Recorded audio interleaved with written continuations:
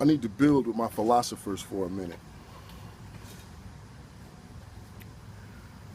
Thought, philosophy, doctrine, strategy, tactic. Today, we're talking at the philosophy and thought level.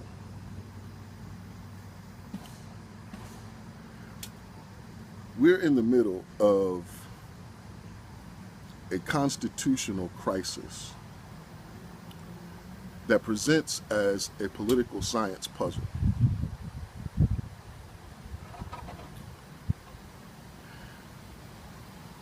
If we cannot successfully resolve it, the result will be kinetic conflict between law enforcement and the black community fought out in the streets.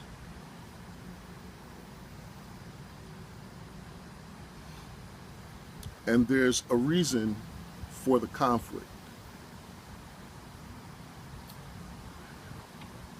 At its core is the issue that makes up the constitutional crisis. And that is that there is a class of citizens who have a grievance.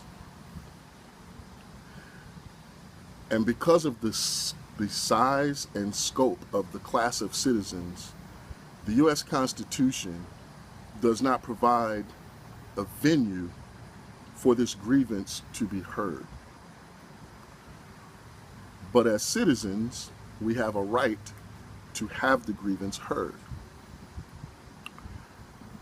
Now, I'm not part of the talented 10th, and so HBCU lawyers and smart people would have to get together and frame the actual language. But fundamentally, the grievance would go something like this. We, the descendants of slaves, believe and contend that the federal government of the United States and her various state governments have conspired to install, maintain, and protect a regime of law enforcement whose tactics and practices resulted in the abuse in the extreme, all the way to the extrajudicial killing of members of our class. Now, the issue is not whether you believe or don't believe that this accusation is true. The issue is that it presents as a grievance brought forth by citizens. But because of the nature of the grievance, there is no one to properly adjudicate such an airing of it. Congress has in its powers the ability to convene a tribunal for issues less than what need to be taken to the Supreme Court. But the truth is, a huge part of this contention would be that the American system of justice is complicit in the deeds that the accusation addresses. And so, because there is nobody who can hear this grievance and adjudicate it properly, you would want a just and lawful process by an authority who is both disinterested and neutral or partial. And no such body exists. And because this class of people has no administrative standing, the usual controls and the usual avenues for communication that would allow some sort of successful negotiation to be carried out, because there is no such administrative standing, we're going to leap past all of the normal steps that two entities of this size would take before arriving at kinetic conflict, and we're just going to jump right to the kinetic conflict. I think this is unnecessary But I think that in order for us to get past it, we're going to have to resolve some specific issues, and we're going to have to create some processes. I believe that philosophically, this picture becomes a lot clearer if you zoom out and look at this problem from a wider lens and a deeper point of focus.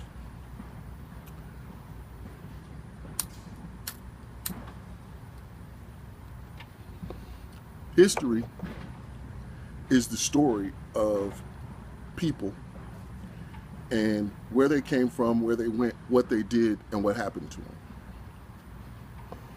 And when you look across global history, you see these groups of people who are displaced or wandering or find themselves in the circumstance that they are nationless. And the stories vary and the outcomes vary, but when you look at nations like the Kurds or the Jews before 1948 or the South Africans during the apartheid period, when you go deeper into history, there are hundreds of these sorts of tribes that come out of the steppes and out of Mongolia and out of parts of Africa, and they just kind of find themselves in a situation or circumstance where they're isolated, they're alone, and they're not necessarily organized as a nation, but they have some either experience or ethnic characteristic that makes them identifiable. And some of them become warrior nations or nomad nations. Some of them join other nations, and that's why you get countries with different ethnic groups and stuff like that. But generally speaking, they tend to be very close ethnically. We never look at black people in America from this particular scope. We always zoom fairly close into the relationship between black America and white America. And so because of that kind of myopic view that we take, we miss the big picture. And if you zoom out to that big picture and you understand that what history is going to remember from a global perspective about our experience in America is that essentially this is a strand of DNA that was ripped out of one part of the world, dropped off somewhere else, and sort of allowed to grow wild. And in the historical picture, there will be an outcome for this misplaced DNA strand. And the question that's on the table for black people is, should that be an outcome that is allowed to just naturally happen kind of at the whims of the world, or should we take a stake in identifying some future point and guiding our efforts toward reaching that point?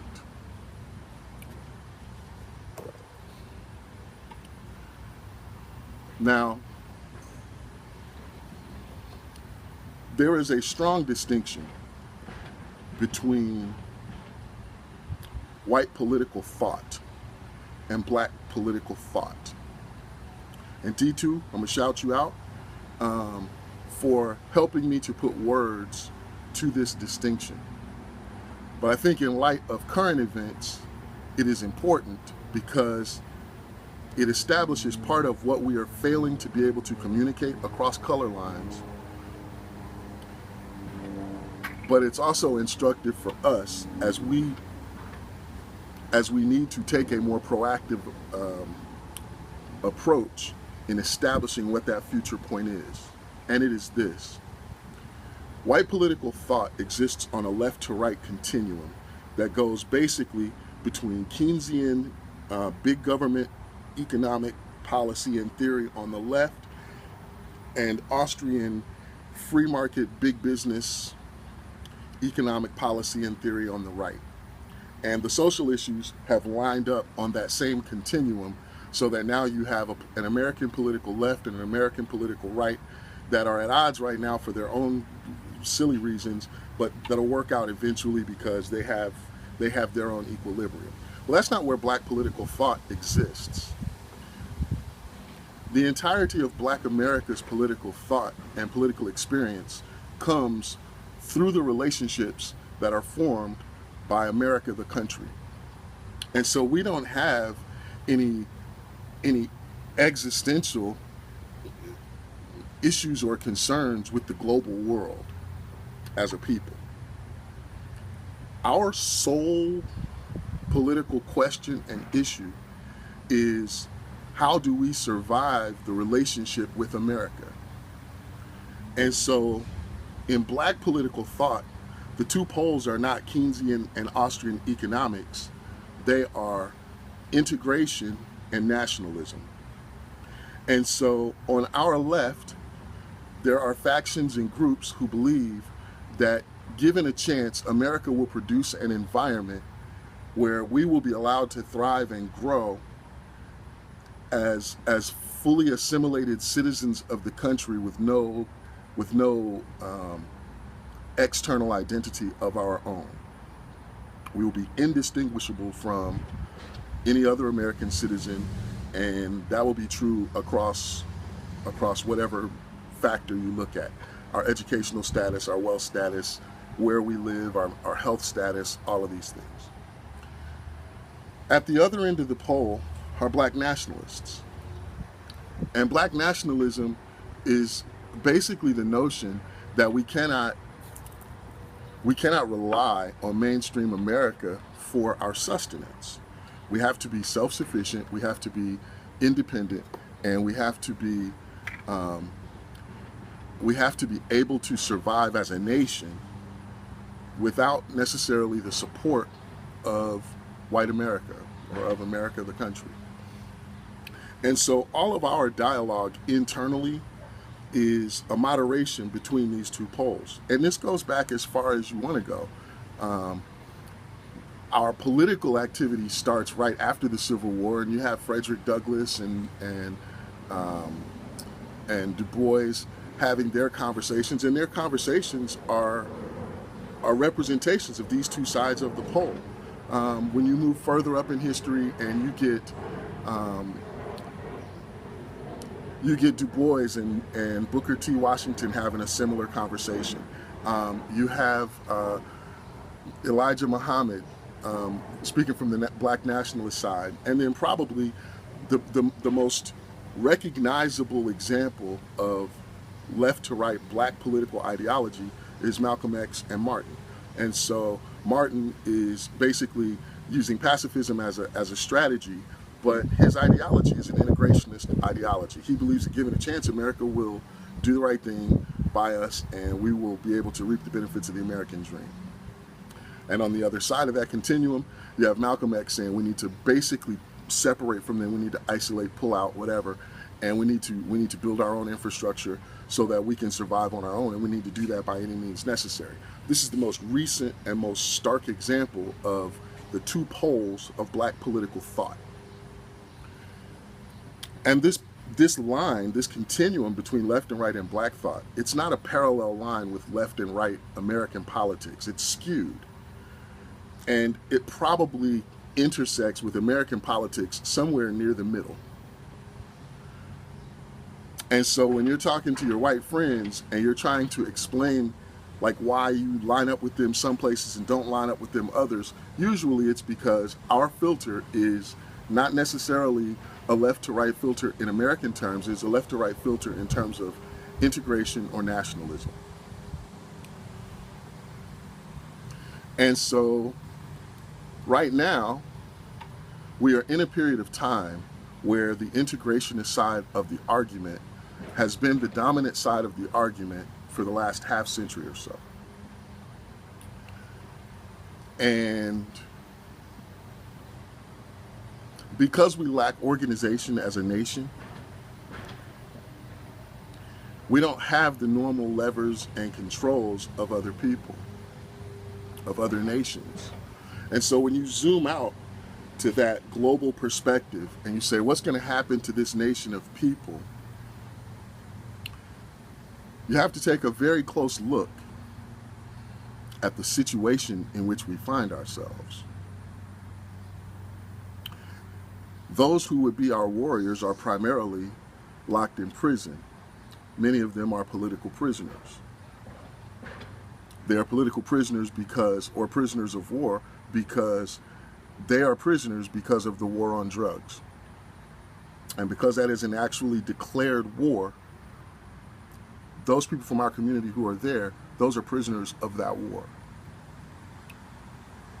So we have no army, we have no standing army. We live largely at peace with the rest of America. It's not like every aspect of our interactions is in conflict. We just have this grievance. And I would posit to you that strategically, when you look at the big events that have happened between those wandering nations, those nations that did not have a home,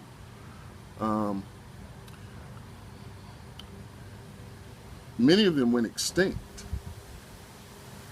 Because if you cannot establish yourself as a nation, when you get in conflict with another nation, you don't have the tools at your disposal that you can leverage that other nations do.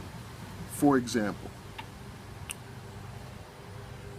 if two nations had this same conflict because of this grievance, this unheard grievance, there are a series of steps that could be taken that would allow you to negotiate between the dispute itself and having to go to kinetic conflict. First, you would have diplomacy. You would have an apparatus in place that allowed you to send an emissary between Black and white America to say, hey, we want to talk about this. We'd like to negotiate some strategies that perhaps can ease this tension. And if America were unwilling to hear such negotiations, then you have the option of evolving that from simple diplomacy to economic sanction. Okay, we're going to pull all of our money out and we are going to hold it close to our chest, and we're going to economically punish you for what you have done. But in our case, because we have no organization, we don't have the sorts of business infrastructures that make that a practical solution. The truth of the matter is, if most Black people did not spend their money with white America, they would starve. We don't have that kind of business infrastructure. We should, and that's something that at the strategic level we need to talk about. But ultimately, we need to circle around to get to this moment in time, because we need to prevent this conflict. If economic sanction did not work, as a nation, we would have the option of escalating to disruption. So you would see at that point mass call-outs from work. You would see disruption of the commerce and transportation grids. You would see mass sick-outs. You would see manufacturing and production infrastructure disruption. People just walking off the floor of the plant. That's what you would see if it was two nations trying to hash this out together. But it's not. And in that scenario, you would finally, having exhausted all these other measures, you would finally reach the point where the only solution would be, okay, we have to have a kinetic war. Black America doesn't exist like that. And it doesn't exist like that to our detriment in this moment, because we have no avenue with which to communicate with mainstream America. Not directly, not politically.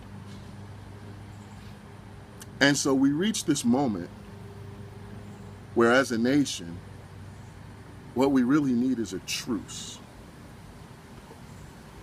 We need a declared space and time where we call for and can enforce a standing down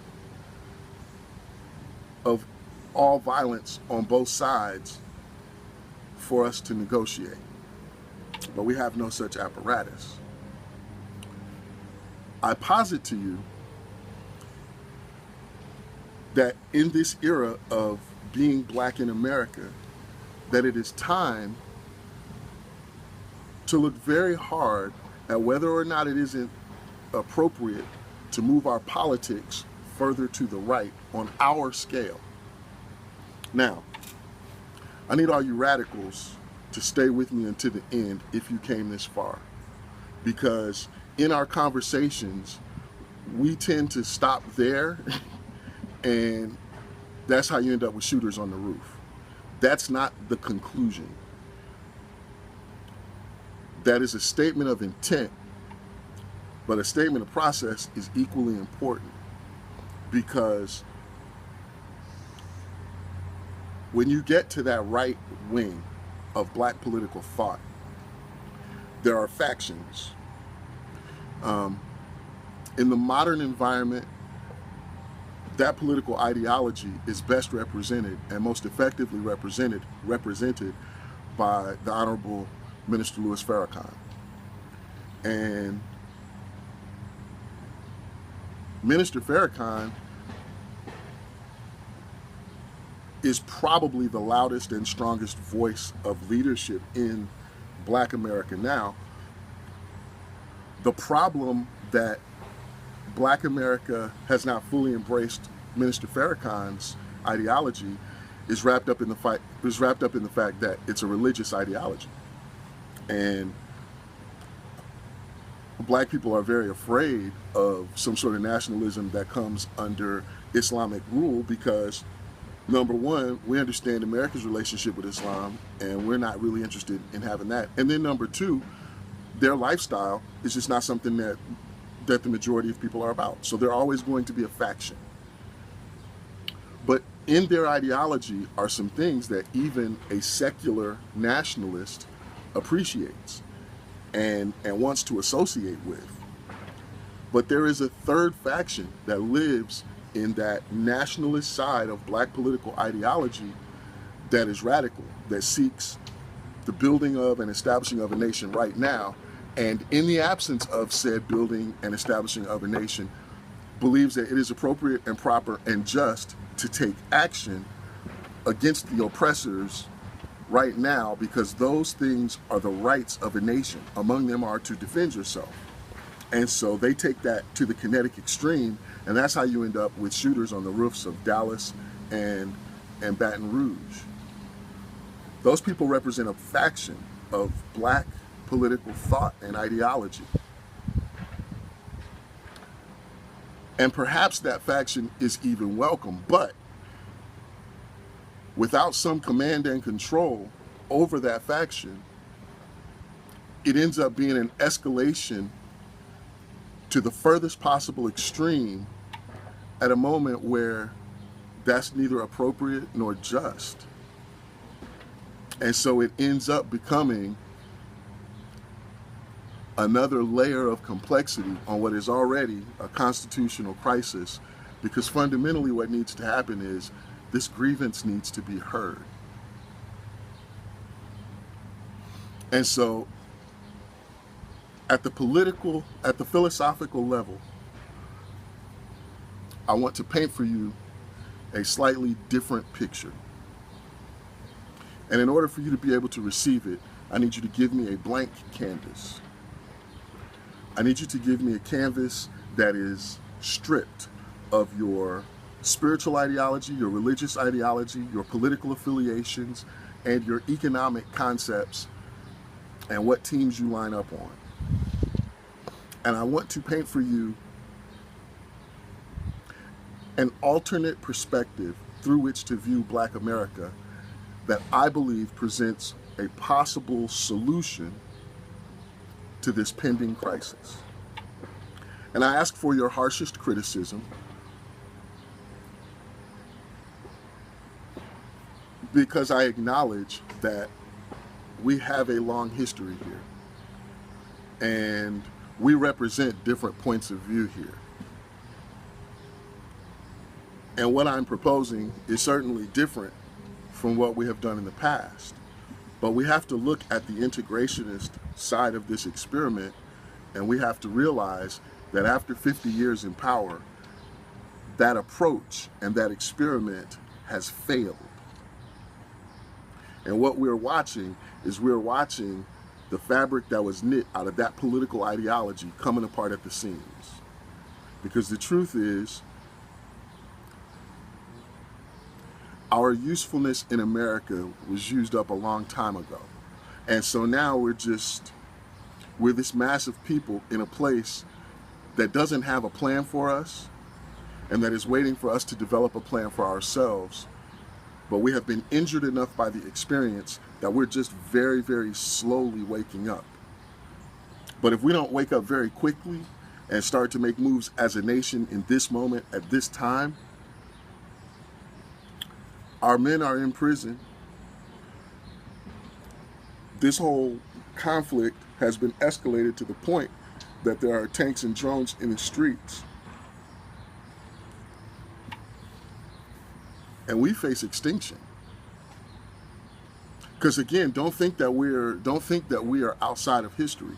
When you look back through history, there's lots of ethnic groups and nations that just got wiped off the map, just ceased to exist, because they came in conflict with a more powerful force, and they were not able to strategize their way out of that, and they just disappear from history. They go into a battle and you never see them again. I don't believe that will happen to us, but it certainly could. America is not a nation that has failed to take the opportunity to eradicate an opponent. And so I rise from the middle of that political ideology to say, hey, look, we don't have a Moses. We're not about to go wandering off into the wilderness for the next 10,000 years.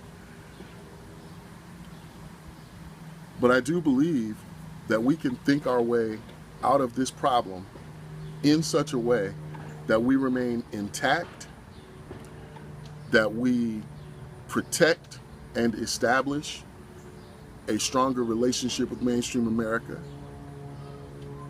and that we develop a societal integrity that allows us to be self-sufficient.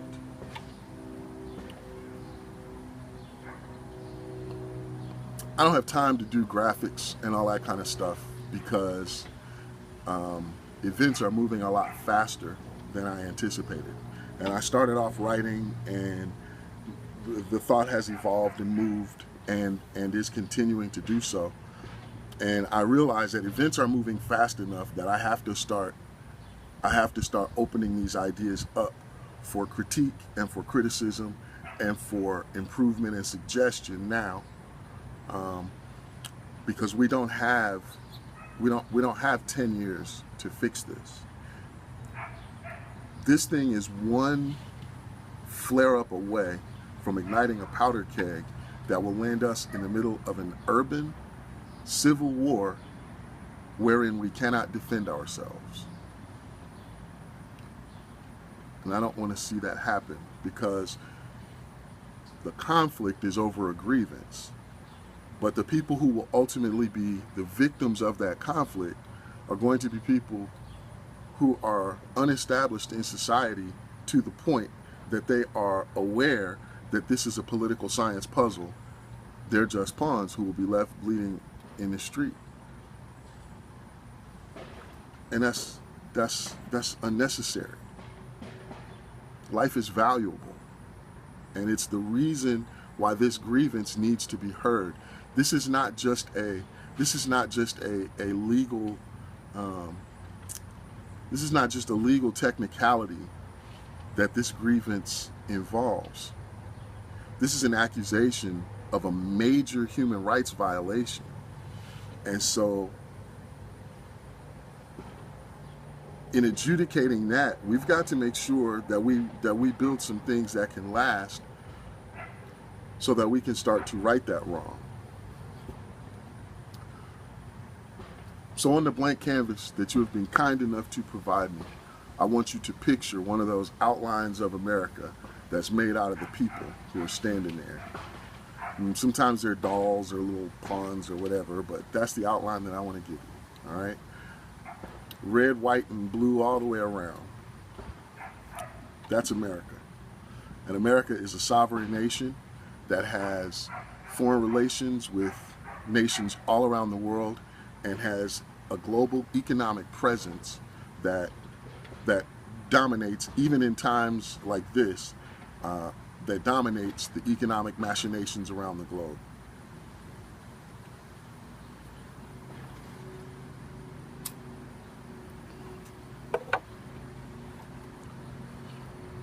Now, I want you to pull out from that. I want you to pull out from that almost like a copy paste an America that is outlined in black versions of that same peoplehood, whether you use pawns or dolls or whatever. And I need you to understand that in America right now, there are two Americas. There is a black America and there is a white America, and they coexist. But as nations, they have been evolving side by side for the entire duration of our presence here. And inside this black nation, there are problems and there are concerns that need to be addressed by us, that even amongst ourselves, we do not have the infrastructure to address. And because these two nations are coexisting, these problems that we have always infect the host. And so it is incumbent on the United States to address these problems, even though these problems don't always affect mainstream America. What we know is that they come back on mainstream America later. But here's the issue. Everybody knows these two Americas exist, but black America has no administrative standing whatsoever. And it is perhaps a uniquely American problem because America is one of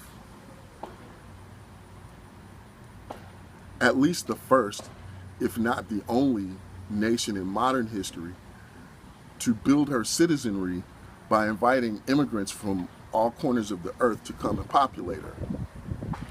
Well, that's a great experiment, and we are seeing it play out day by day as we all live here. Perhaps in the writing of the Constitution, it would be appropriate to provide some administrative status for these immigrants from these other countries to deal with their specific grievances as internal segments of population. We call America a melting pot or a fruit salad, and it's true. But that melting, again, has to be something that we structure, that we organize, so that America does not become a nation that doesn't care about human rights. As a nation, Black America has some business to attend to.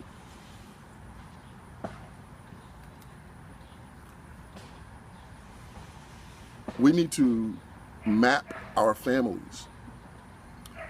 We have technology now that allows us to identify what parts of the world we come from. We need to reestablish connections with these nations because these are our people.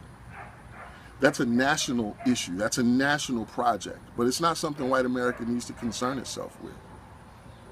We need to provide an educational foundation for our children that includes and establishes our values, because our values aren't all the same, and that teaches using the methods that we know to use to teach ourselves. We need to establish diplomatic trade with other nations. This doesn't have to be in conflict with America. In the same way that America created corporations as, as legal entities, smart people can figure out a way to create an administrative identity that allows some sort of correspondence and communication so that when grievances and issues like this occur, there is a body with the authority to speak for and to negotiate on behalf of Black America in a lot of different ways. We're humans in a universe that is infinite to us. We can create anything we want to. And so where we see these friction points happening between these two nations, we need to build accommodations for each other so that we get enough space to actually figure out how to solve some of these problems.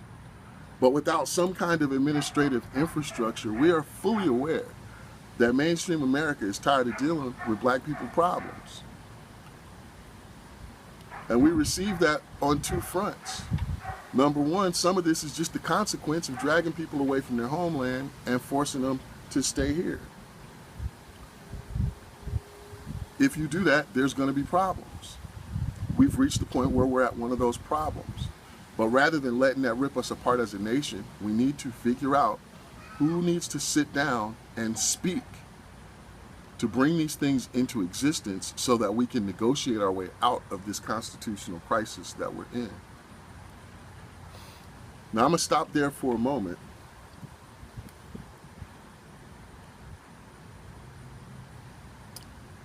But there are some other pieces of philosophy and thought and doctrine that need to come out, because right now we're standing in the gap between pointless protest, march, and demonstration. Not pointless because people's hearts aren't in the right place, but pointless because it is not connected to any mechanism that can change public policy or government. It's just an awareness piece. But we stand between that and voices that would have us completely try to separate as a nation. When this is our home, we built this, and those are the two poles that we're standing between. I'm rising to say we can create something in the middle, and we should. We're American citizens. Many of us are 10th, 11th, 12th generation native born. We need to create the institution that we need in order to make this experiment successfully work for the next 100 years.